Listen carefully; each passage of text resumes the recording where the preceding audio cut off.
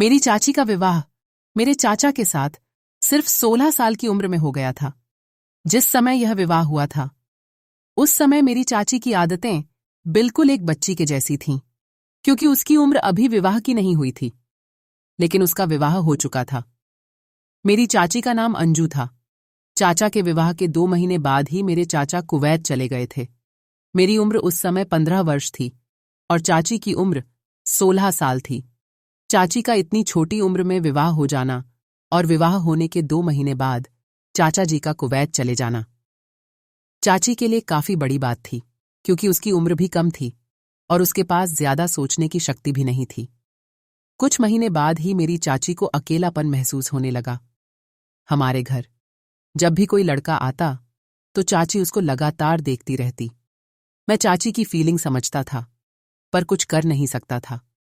जब मुझे लगा कि चाची की आदत दिन पर दिन बिगड़ती ही जा रही है, तो मैं अपने मन में सोचा कि चाची कहीं खराब हो जाएगी तो फिर हमारे घर की इज्जत भी खराब हो जाएगी। क्यों ना मैं चाची का बॉयफ्रेंड बन जाऊं।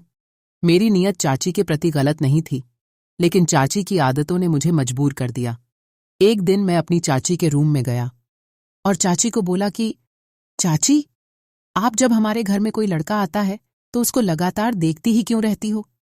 चाची ने पहले तो मेरी तरफ काफी गुस्से से देखा और फिर मुझे कहने लगी कि अर्जुन, क्या करूं? मेरे पास कोई रास्ता नहीं है। तुम्हारे चाचा मुझे छोड़कर कुवैत चले गए हैं। अब मैं क्या करूं? मेरा दिल नहीं लग रहा है। मैंने कहा, चाची, मैं आपकी परेशानी समझता हूं, लेकिन ऐसा करना भी तो गलत है ना। घर की इज्जत खराब हो रही है। मैं चाची की आंखों में आंसू देख पा रहा था और उसकी फीलिंग को अच्छी तरह से समझ था। फिर मैं चाची को बोला कि चाची, अगर आपको ऐसा लगता है कि आप बहुत परेशान हैं तो मैं आपकी मदद क्या कर सकता हूं? उसने कहा, अर्जुन, तुम मेरी क्या मदद कर सकते हो? मुझे बस ऐसे ही अपना जीवन निकालना पड़ेगा। मैंने कहा, चाची, अगर आपको इतनी परेशानी है तो आप मुझे जो भी कहोगी मैं सब कुछ करूंगा। आप मुझे बताओ, मुझे क्या करना होगा? चाची बोली, अर्जुन, मेरा दिल नहीं लग रहा है। मेरा दिल लगाओगे क्या? मैंने कहा, हाँ चाची, मैं कोशिश तो जरूर का कोई कहा और कर सकता हूं। अब मुझे चाची के चेहरे पर काफी मुस्कान दिखने लगी। मैं चाची को कहा कि चाची, मैं चाचा जी की कमी तो दूर नहीं कर सकता हूं, लेकिन आप मुझे जो कहोगी मैं सब कुछ कर सकता हूं। तो चाची ने कहा कि चाचा की कमी भी आप ही दूर कर सकते हो। मैंने कहा, कैसे? चाची ने मेरा हाथ पकड़ लिया और बोला कि मेरी आंखों में आंखें डालकर देखो। मैं चाची की आंखों में आंखें डालकर देखने लगा। चाची मेरे हाथ को और ज्यादा जोर से घुटने लगी। मैं भी चाची की उम्र का ही था, तो मुझे भी कुछ होने लगा और मैंने चाची को धक्का दे दिया और चाची सोफे के ऊपर जा गिरी और मैं उसके ऊपर गिर गया। मैं अपना होश खोने ही वाला था तो चाची ने मुझे बोला कि अर्जुन, अभी रुको, अभी समय नहीं है जहां पर कोई आ सकता है। फिर मैंने चाची को छोड़ दिया। मैंने कहा, चाची, जब तुम किसी दूसरे लड़के को देखती हो तो मुझे भी बिल्कुल भी अच्छा नहीं लगता है। तो चाची ने कहा, अर्जुन, आज के बाद मैं किसी लड़के को नहीं देखूंगी। मैं कसम खाती हूं, मैं सिर्फ तुम्हारे को ही देखूंगी। मैंने कहा, चाची, अब दूसरी बार हम दोनों ने कब मिलना है? तो चाची ने कहा, बस कुछ समय तक और रुको, और मैं आपको खुद ही बता दूंगी। जब घर में कोई नहीं होगा तो मैं आपको अपने कमरे के अंदर बुला लूंगी, अकेले मिलने के लिए। चाची भी तड़प रही थी और मैं भी तड़प रहा था, लेकिन मेरे घर वाले कहीं जाने का नाम ही नहीं ले रहे थे।